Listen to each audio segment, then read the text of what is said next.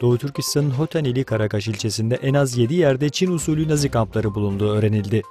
Tren İstasyonu Terbiye Merkezi adındaki bir kampta 10.000 civarında Uygur'un tutulduğu ancak bu kamplarda tek bir Han Çinlisinin bulunmadığı bildirildi.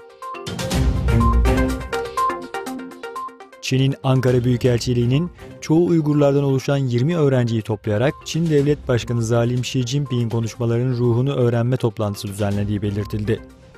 Çin işgal yönetimi Doğu Türkistan'da insanlık dışı uygulamalarını devam ettirirken aynı zamanda yurt dışındaki Uygur öğrencileri tehdit ederek mankutlaştırma propagandalarına katılmaya zorluyor.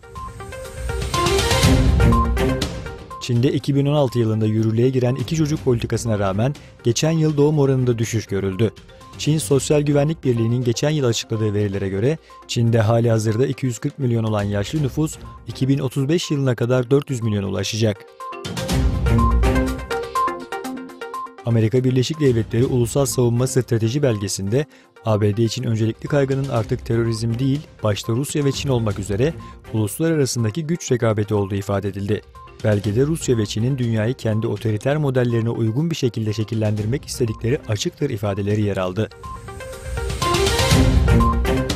Kırgızistanlı yetkililer Kırgızistan'ın Çin'den et ithaline kısıtlamalar getirdiğini belirtti. Avrasya Ekonomik Birliği'nin şartlarına uymaması gerekçesiyle Çin'den gelen etin Kırgızistan'a ithal edilmediği ifade edildi. Amerika Birleşik Devletleri Başkanı Trump, Meksika'nın dünyadaki en tehlikeli ülke olduğunu iddia ederek ülke sınırına duvar örülmesi talebini tekrarladı. Azerbaycanlılar 20 Ocak katliamını anıyor. Azerbaycanlılar 20 Ocak 1990'da Sovyet ordusunun Bakü ve diğer illerde kadın ve çocuk ayrımı yapmaksızın yaptığı katliamın kurbanlarını anıyor.